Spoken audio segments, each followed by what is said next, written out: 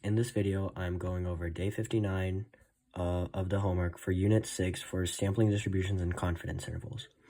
To start, we need to identify the population, parameter, sample, and statistic. We can start by saying that the population is U.S. adults and the sample is 3,278 U.S. adults. Next, the statistic is the percent of adults who can correctly interpret a scatter plot, which is given at 63%. And finally, the parameter, which is the true proportion of adults, U.S. adults who can interpret a scatter plot.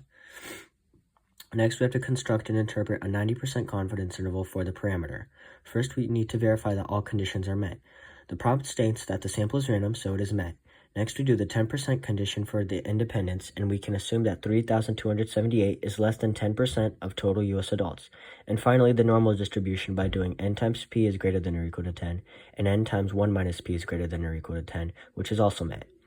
To start our confidence interval, we use the equation p hat plus or minus z star times the square root of p hat times 1 minus p hat over n. Next, we'll find z star. In this case, we are looking for a 90% confidence interval, so we can use inverse norm to find that it is 1.65.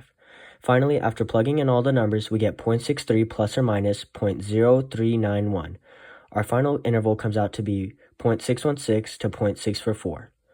In conclusion, we are 90% confident that the interval from 0.616 to 0.644 will contain the true proportion of U.S. adults who can interpret a scatter plot.